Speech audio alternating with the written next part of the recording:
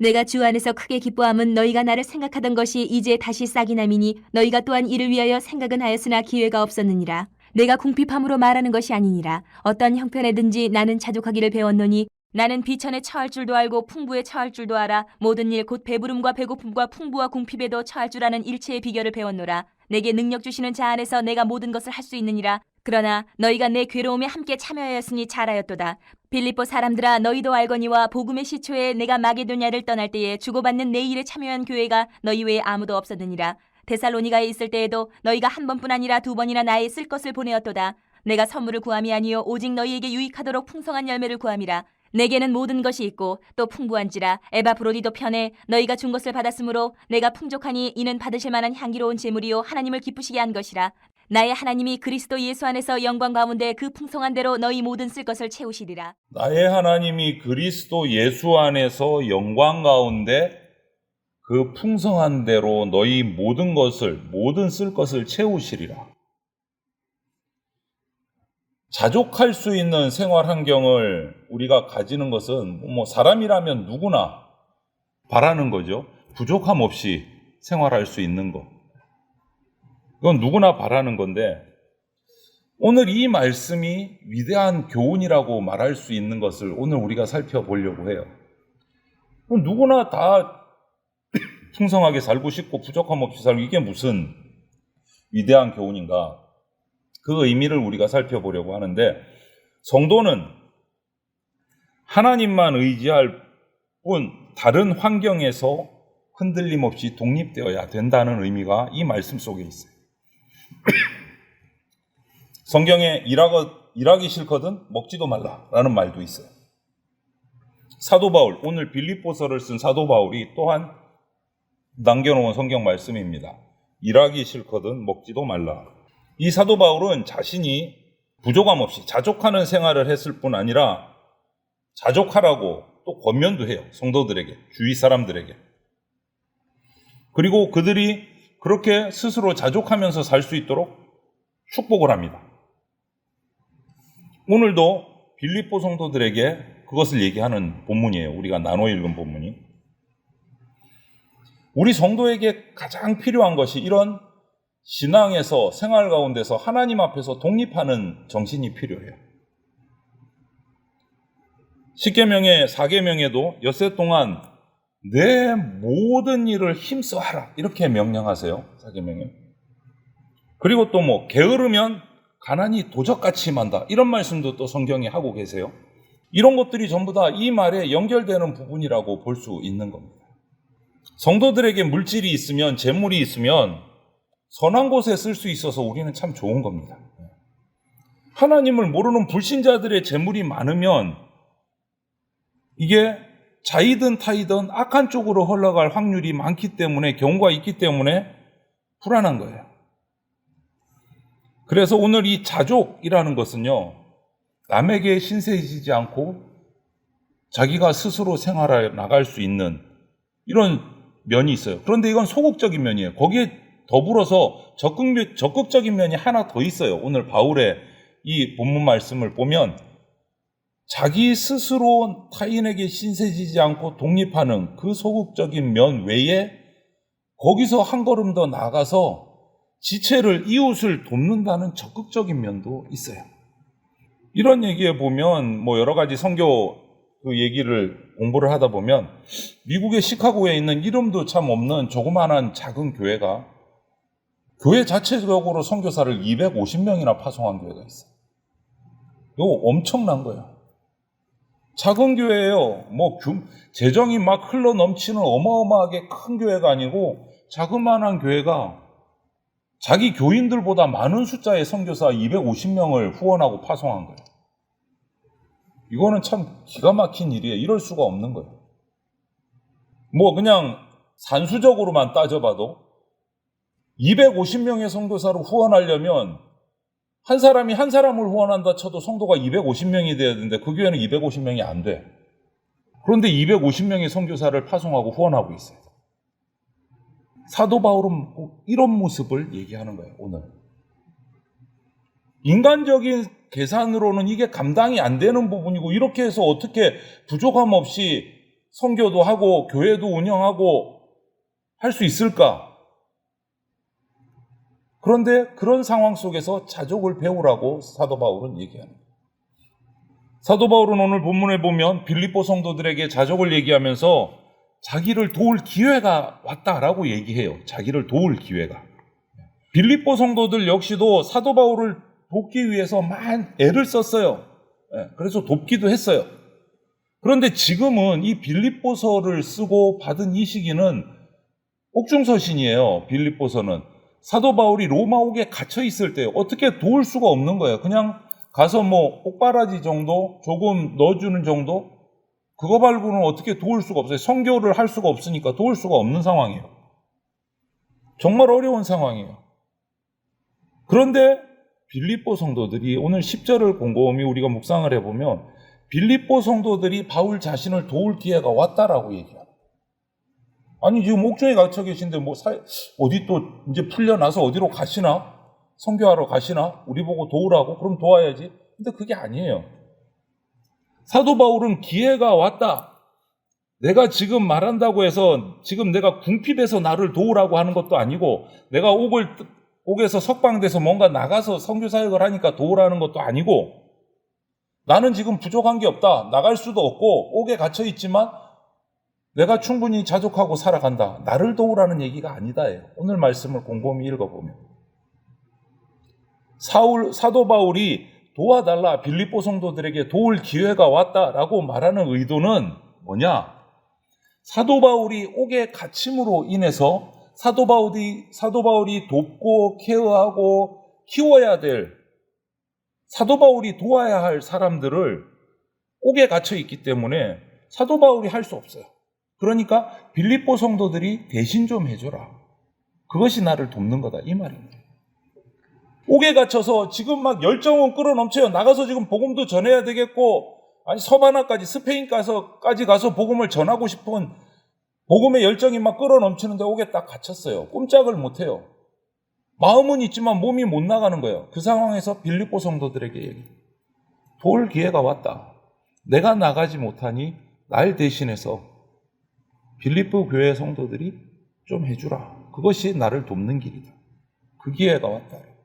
자기가 옥에서 힘들고 어려우니까 나를 도우라, 이 말이 아닌 거예요. 나는 자족하다. 옥중에서도. 복음을 받지 못한 저들을 도우라, 이 말인 거예요. 여러분, 이러한 사도 바울의 열정, 마음 우리가 발견하면 놀라지 않을 수가 없는 거예요. 뭔가 잘못해서 옥에 갇힌 게 아니란 말이에요. 복음 전하다가 운명을 뒤집어 쓰고 지금 갇혀 있는 상태예요. 움직일 수가 없는 상태란 말이에요. 그러면서도 밖에 있는 자신이 돕던 자, 복음을 전하던 자들을 걱정하고 그들을 어떻게 도울 수 있을까? 그들에게 어떻게 복음이 좀 더 전해질 수 있을까? 그거 고민하고 있는 거예요. 자기가 지금 갇혀 있는 상태에서. 정작 옥중에서 자기는 어려움 당하고 있는데 나는 자족하니까 지금 밖에 복음을 받지 못한 저 사람들, 내가 돕다가 못 돕고 들어온 저 사람들을 빌립보 교회 성도들이 좀 도와주라. 이것이 여러분, 나 자신보다 이웃을 먼저 생각하는, 복음을 받지 못한 사람들을 향한 안타까움, 간절함이 있는 참 그리스도인의 모습이에요. 그게 사도 바울은 자족하는 삶의 태도라고 오늘 얘기하고 교훈하고 있는 거예요. 엉뚱하죠, 그죠? 자족하는 삶이 어떤 상황에서도 자족하라 그러는데 지금 완전히 엉뚱한 얘기를 하고 있다. 그러면 사도 바울은 도대체 그럼 그 어려운 환경 속에서 꼼짝 못하고 잡혀있는 이 상황에서도 이웃을 생각할 만큼 어떻게 보면 여유가 있다, 마음에. 그 비결이 뭘까? 자족할 수 있는 비결이. 오늘 12절을 보면 그 첫째 비결은 나는 풍부에 처할 줄도 알고 궁핍에 처할 줄도 안다, 이렇게 말해요. 이게 비결이에요. 풍부하면 풍부한 대로, 부족하면 부족한 대로 거기에 만족하면서 살아갈 수 있는 능력을 키워야 된다. 여러분, 스스로 자족하는 생활을 하는 그리스도인들이라면 가난한 생활이든 풍부한 생활이든 잘 거기에서 극복하고 실망하지 않고 그 생활 가운데 살아나갑니다. 우리 인간들이, 특히 우리 그리스도인들이 신앙생활을 하다가 삶의 여러 가지 막 흔들리는 변동이 오는 경우가 있는데, 대체적으로 환경이 변화되면 그게 심하죠.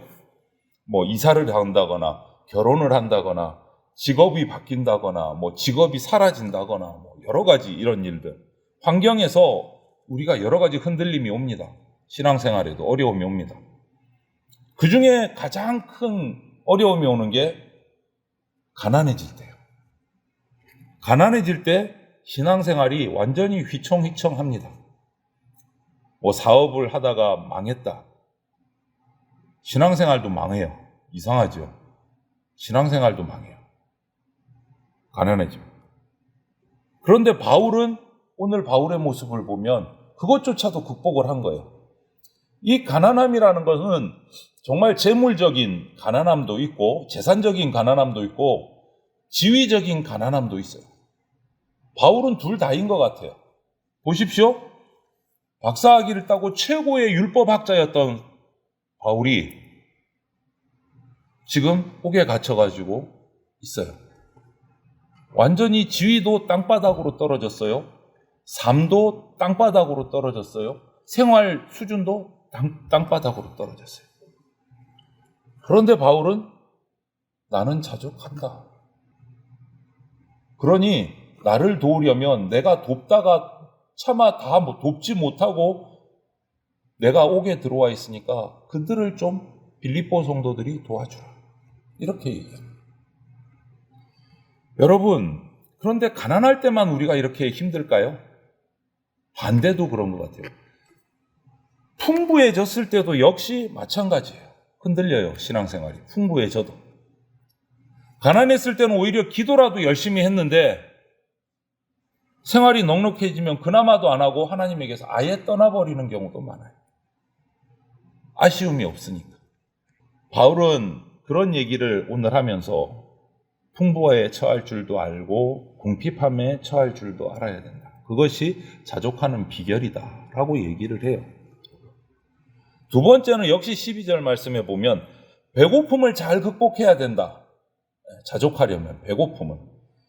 우리 인간이라는 존재가 어쩔 수 없어요. 육신의 한계가 있기 때문에 배가 고프면 모든 것이 다 약해지는 것 같아요. 배가 고프면. 그래서 믿음이 약한 분들은 배고프면 막 흔들립니다. 이것도 가난과 연결된 거일 수 있어요. 그런데 믿음이 있으신 분들은 어떻게 하든 이겨냅니다. 여러분, 괴로움이 언제까지 계속되는 것이 아니고 밝을 때가 반드시 옵니다. 군인들이 겨울밤에 그 칼바람을 맞으면서 보초를 서면 너무너무 춥지만, 무지무지하게 춥지만, 저도 전방에서 근무해봐서 겨울에 그 칼바람이 얼마나 무서운지 경험을 좀 해봤어요. 그런데 견딜 수 있는 이유는 뭐냐? 조금만, 30분만 버티면 다음 사람이 오고 나는 교대에서 따뜻한 내무반으로 들어갈 수 있다. 아니면 조금만 버티면 햇살이 뜨고 아침이 온다. 이거를 알고 믿고 있기 때문에 버틸 힘이 생기는 거예요. 지금 당장은 어렵고 힘들지만. 지금 당장은 어렵고 힘들지만. 배고플 때도 이런 각오가 필요합니다. 이 첫 번째, 두 번째 비결을 아우르는 원동력을 세 번째에서 얘기해요. 사도 바울이. 13절에 여러분 성경이 펼쳐 있으면 같이 한번 읽어볼까요? 13절 시작. 내게 능력 주시는 자 안에서 내가 모든 것을 할 수 있느니라. 처음에 풍부하면 풍부한 대로, 궁핍하면 궁핍한 대로, 배고프고 이럴 때 이겨내야 된다. 그 원동력이 어디서 나오느냐? 난 그거 배웠다. 사도 바울은 얘기하는 거예요. 난 거기서 자족하는 법을 배웠다. 그러면서 바로 뒤에 13절에 뭐라고 합니까? 내게 능력 주시는 자 안에서 내가 모든 것을 이겨낼 수 있다. 극복할 수 있다. 그게 내 비결이다 라고 얘기하는 거예요. 이게 우리에게 주시는, 그리스도인에게 주시는 정말 엄청난 위대한 교훈이에요. 우리가 세상의 삶 속에서 풍부하면 풍부한 대로, 부족하면 부족한 대로, 뭐 배부른 대로, 배고픈 대로 그 상황에서 흔들리지 않고 주님을 바라보고 우리 신앙생활을 딱 지켜나갈 수 있는 비결이 어디냐? 내게 능력 주시는 자 안에서, 주 안에 있을 때 이겨낼 수 있다. 이 얘기를 하는 거예요.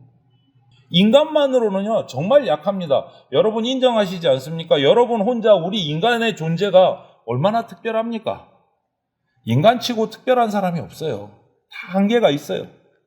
다 한계가 있고, 멘탈이 붕괴돼서 막 허우적 드릴 때가 있고, 뭐, 공부를 많이 했거나 조금 했거나, 한번 흔들리기 시작하면 그 모습은 똑같아요. 바닥을 쳐요. 인간은 약해요. 유한해요. 특별한 존재가 없습니다, 인간은. 우리 피조물인 인간이 그러면 특별해지는 방법은 딱 하나예요. 누구에게 가는 겁니까? 나를 만드신 분. 창조주께 가서 그분 안에 들어갈 때 우리는 특별한 존재가 돼요. 그 얘기를 13절에 하는 거예요. 내가 풍부해도 궁핍해도 배고픔에도 배부름에도 내가 자족할 수 있었던 이유는 딱 하나. 내게 능력 주시는 자 안에서 내가 이길 수 있었다. 그 얘기하는 거예요. 내게 능력 주시는 자 안에서. 내게 능력 주시는 자가 누굽니까? 사도 바울이 말하는 분이 하나님, 예수 그리스도. 그분 안에서 내가 능력받아서 이 모든 것을 이겨내고 자족할 수 있다. 오히려 나는 옥중에 있지만 주님 안에 있기 때문에 나는 자족하고, 아직 주님 안에 있지 못하는 저 밖 세상에 있는 저들을 빌립보 교회 성도들이 좀 도와라. 나하고 같이 지금까지 동역해 왔으니까, 내가 지금 못하니까 빌립보 교회 성도들이 좀 도와라. 그 얘기를 하는 거예요. 여러분, 모든 상황 속에서, 모든 상황입니다. 모든 상황. 좋은 상황일 수도 있고 정말 힘든 상황일 수도 있어요. 모든 상황 속에서 주 안에서 주님만 바라볼 때 영원한 도움이 되시는 주님의 채우심을 우리가 경험할 수 있게 됩니다. 자족함, 이것은 나 혼자 그냥 똑바로 서는 것, 그것을 뛰어넘는 얘기를 오늘 바울은 한 거예요. 이웃에게도 폐를 끼치지 않는 거, 오히려 거기서 한 걸음 더 나가서 이웃을 도와줄 수 있는 거, 그걸 자족이라고 말해요. 여러분, 이런 그리스도인의 자족하는 생활은요, 열매 맺는 생활이에요. 하나님이 향기롭게 받으시는 정말 향기로운 제물이 돼요. 이런 자족하는 생활은 하나님을 기쁘시게 하는 겁니다. 그리스도인의 자족하는 모습은 지체들에게 폐를 끼치지 않는 것뿐 아니라 한 걸음 더 나가서 그 지체들, 이웃들을 도와줄 수 있는 생활을 하는 것, 하나님께서 복 주십니다. 오늘 마지막 말씀이 뭡니까? 19절 말씀, 나의 하나님이 그리스도 예수 안에서 영광 가운데 그 풍성한 대로 너희 모든 쓸 것을 채우시리라. 어떤 사람한테요? 주 안에서 주님이 주시는 능력으로 이 자족함의 생활을 배우는 자에게, 행하는 자에게 채우시리라. 우리는 이 말씀을 믿고 자족하는 훈련을 해야 돼요. 그래서 사도 바울은 그리스도 예수 안에서 그 영광 가운데 풍성하게 쓸 것을 채우시는 하나님을 경험하고 빌립보 성도들에게 지금 증거하고 있는 거예요. 나 자족한다. 아직 그러지 못한 지체들을 좀 돌봐주라. 여러분, 이 19절 말씀이 바로 저와 여러분들 그리스도인이 주 안에서 자족할 수 있는 약속이고 근거가 돼요. 여러분, 자족하기 힘드십니까? 이 19절 말씀을 암송하고 이 19절 말씀을 읽으면서 기도하십시오. 하나님, 이렇게 약속해 주셨지 않습니까? 내가 사도 바울과 같이 자족하는 삶을 살게 해 주십시오. 기도하셔야 돼요. 이것을 약속으로. 그때 채우십니다. 채우실 줄로 믿습니다, 여러분. 오늘 말씀의 이 교훈을 기억하면서 저와 여러분들 개인, 가족, 그리고 우리 대전 장로교회 공동체가 이 성경이 말하는 사도 바울이 우리에게 가르쳐주는 이 자족의 비결을 믿음으로 배워서 나보다 이웃을 먼저 돌아보고 열방을 돌아보는 그러한 삶을 우리가 살기를 바라요. 그때 부족함이 없으신 주님께서 우리의 필요를 채우실 겁니다. 우리의 삶을 자꾸 모으고 움켜쥐는 삶이 아니고 예수 그리스도의 이름으로 나누고 베풀므로 오히려 주님께서 채워주시는 그런 경험을 하는 복된 삶이 저와 여러분들의 삶 가운데 나타나기를 주님의 이름으로 축원을 드립니다. 아멘.